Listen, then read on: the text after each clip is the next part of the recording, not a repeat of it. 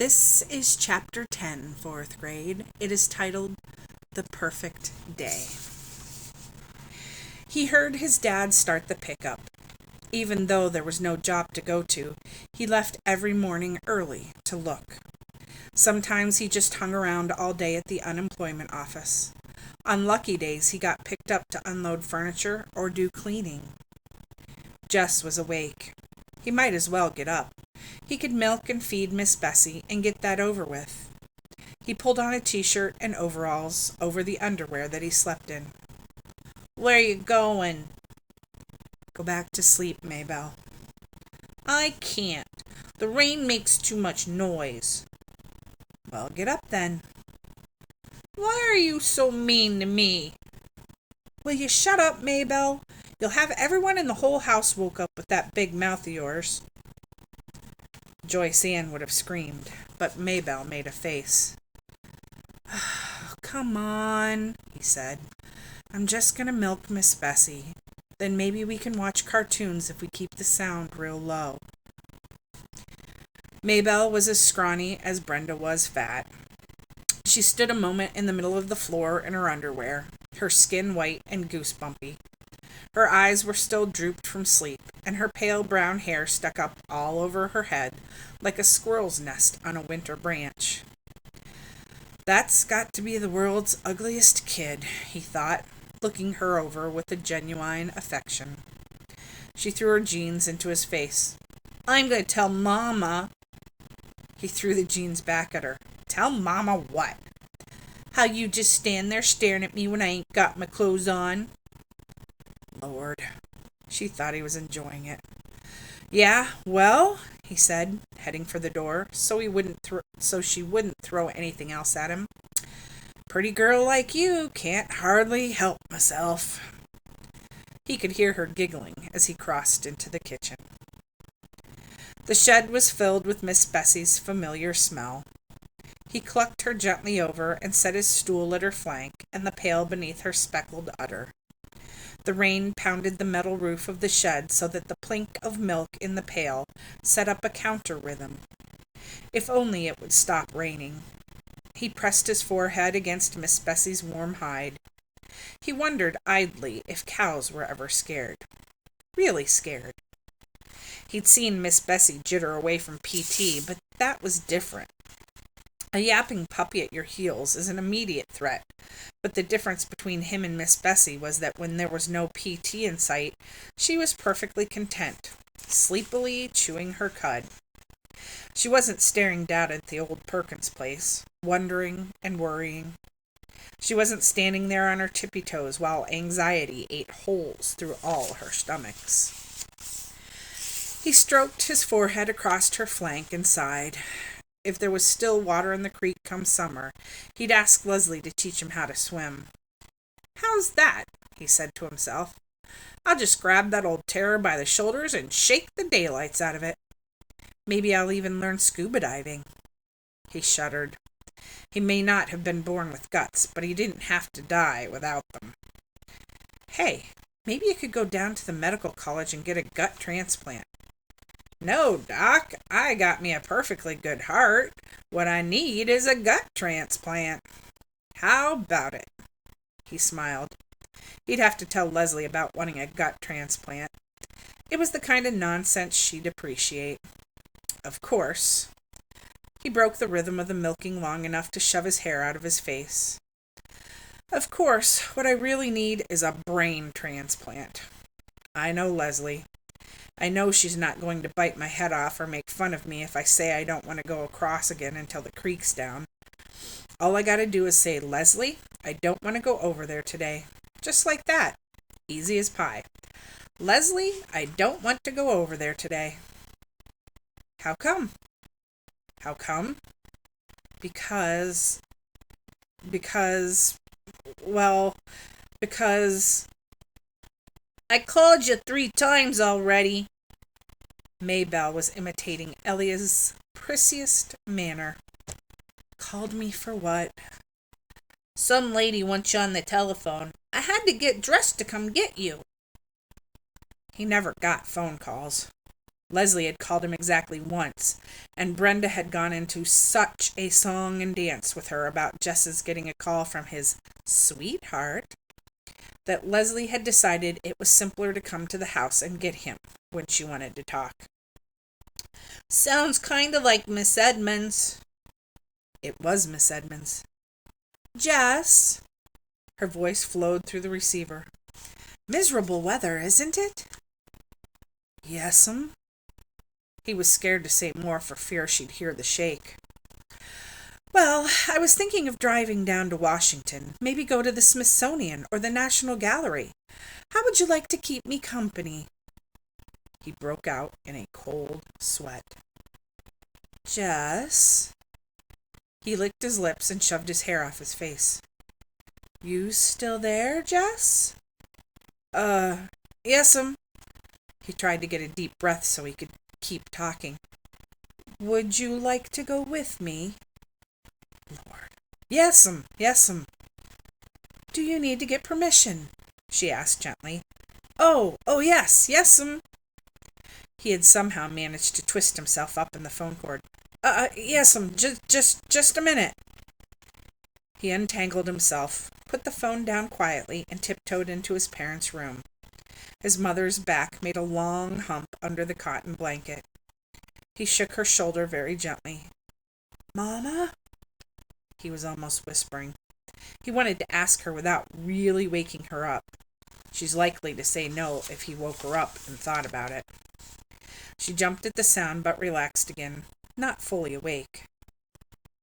"Teacher wants me to go to Washington, to the Smithsonian." "Washington?" The syllables were blurred. "Yeah, something for school." He stroked her upper arm. "Be back before too late, okay?" "Don't worry, I done the milking." She pulled the blanket to her ears and turned on her stomach. Jess crept back to the phone. "It's okay, Miss Edmonds. I can go." "Great. I'll pick you up in 20 minutes, she said. "Just tell me how to get to your house." As soon as he saw her car turn in, Jess raced out the kitchen door through the rain and met her halfway up the drive. His mother could find out the details from Maybelle after he was safely up the road. He was glad Maybelle was absorbed in the TV. He didn't want her waking Mama up before he got away. He was scared to look back even after he was in the car and on the main road, for fear he'd see his mother screaming after him. It didn't occur to him until the car was past Millsburg that he might have asked Miss Edmonds if Leslie could have come too. When he thought about it, he couldn't suppress a secret pleasure at being alone in the small, cozy car with Miss Edmonds. She drove intently, both hands gripping the top of the wheel, peering forward. The wheels hummed and the windshield wipers slicked a merry rhythm. The car was warm and filled with the smell of Miss Edmonds. Jess sat with his hands clasped between his knees, the seatbelt tight across his chest. "Darn rain," she said. "I was going stir-crazy." "Yes'm," he said happily. "You too, huh?" She gave him a quick smile. He felt dizzy from the closeness. He nodded. "Have you ever been to the National Gallery?" "No, ma'am." He had never been to Washington before, but he hoped she wouldn't ask him that. She smiled at him again. "Is this your first trip to an art gallery?" "Yes'm." "Great," she said. "My life has been worthwhile after all." He didn't understand her, but he didn't care.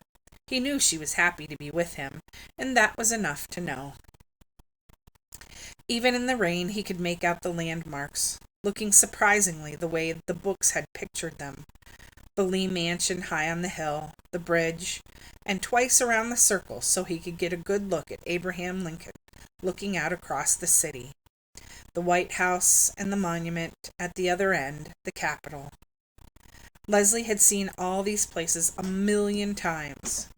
She'd even gone to school with a girl whose father was a congressman. He thought he might tell Miss Edmonds later that Leslie was a personal friend of a real congressman. Miss Edmonds had always liked Leslie. Entering the gallery was like stepping inside the pine grove, the huge vaulted marble, the cool splash of the fountain, and the green growing all around. Two little children had pulled away from their mothers and were running about screaming to each other. It was all Jess could do not to grab them and tell them how to behave in so obviously a sacred place. And then there were the pictures. Room after room, floor after floor. He was drunk with the color and form and hugeness of them, and with the voice and perfume of Miss Edmonds always beside him. She would bend her head down close to his face to give him some explanation or ask him a question, her black hair falling across her shoulders. Men would stare at her instead of the pictures, and Jess felt they must be jealous of him for being with her. They ate a late lunch in the cafeteria. When she mentioned lunch, he realized with horror that he would need money, and he didn't know how to tell her that he hadn't brought any. Didn't have any to bring, for that matter. But before he had time to figure anything out, she said, "Now, I'm not going to have any argument about who's paying. I'm a liberated woman, Jess Aarons. When I invite a man out, I pay." He tried to think of some way to protest without ending up with the bill, but he couldn't, and found himself getting a $3 meal, which was far more than he had meant to have her spend on him. Tomorrow he'd check out with Leslie how he should have handled things. After lunch they trotted through the drizzle to the Smithsonian to see the dinosaurs and the Indians. There they came upon a display case holding a miniature scene of Indians disguised in buffalo skins, scaring a herd of buffalo into stampeding over a cliff to their death, with more Indians waiting below to butcher and skin them. It was a three-dimensional nightmare version of some of his own drawings. He felt a frightening sense of kinship with it. "Fascinating, isn't it?" Miss Edmonds said, her hair brushing his cheek as she leaned over to look at it. He touched his cheek. "Yes'm." To himself he said, "I don't think I like it," but he could hardly pull himself away. When they came out of the building, it was into brilliant spring sunshine. Jess blinked his eyes against the glare and the glisten. "Wow!" Miss Edmonds said. "A miracle! Behold the sun!" I was beginning to think she had gone into a cave and vowed never to return, like the Japanese myth. He felt good again. All the way home in the sunshine, Miss Edmonds told funny stories about going to college one year in Japan, where all the boys had been shorter than she was, and she hadn't known how to use the toilets. He relaxed. He had so much to tell Leslie and ask her. It didn't matter how angry his mother was. She'd get over it, and it was worth it. This one perfect day of his life was worth anything he had to pay. One dip in the road before the old Perkins place, he said, "Just let me out at the road, Miss Edmonds. Don't try to turn in. You might get stuck in the mud." "Okay, Jess," she said. She pulled over at his road. "Thank you for a beautiful day." The western sun danced on the windshield, dazzling his eyes. He turned and looked Miss Edmonds full in the face. "No, ma'am." His voice sounded squeaky and strange. He cleared his throat. No, ma'am, thank you. Well," he hated to leave without being able to really thank her, but the words were not coming for him now. Later, of course, they would, when he was lying in bed or sitting in the castle. "Well," he opened the door and got out. "See you next Friday." She nodded, smiling. "See you." He watched the car go out of sight, and then turned and ran with all his might to the house, the joy jiggling inside of him so hard that he wouldn't have been surprised if his feet had just taken off from the ground the way they sometimes did in dreams, and floated him right over the roof. He was all the way into the kitchen before he realized something was wrong. His dad's pickup had been outside the door, but he hadn't taken it in until he came into the room and found them all sitting there. His parents and the little girls at the kitchen table, and Ellie and Brenda on the couch. Not eating. There was no food on the table. Not watching TV. It wasn't even turned on. He stood, unmoving for a second, while they stared at him. Suddenly his mother let out a great shuddering sob. "Oh, my God! Oh, my God!" She said it over and over, her head down on her arms. His father moved to put his arm around her awkwardly, but he didn't take his eyes off Jess. "I told you he'd just gone off somewhere," Maybelle said quietly and stubbornly, as though she had repeated it often, and no one had believed her. He squinted his eyes as though trying to peer down a dark drain pipe. He didn't even know what question to ask them. "What?" he tried to begin. Brenda's pouting voice broke in. "Your girlfriend's dead, and Mama thought you was dead, too." And that's the end of the chapter.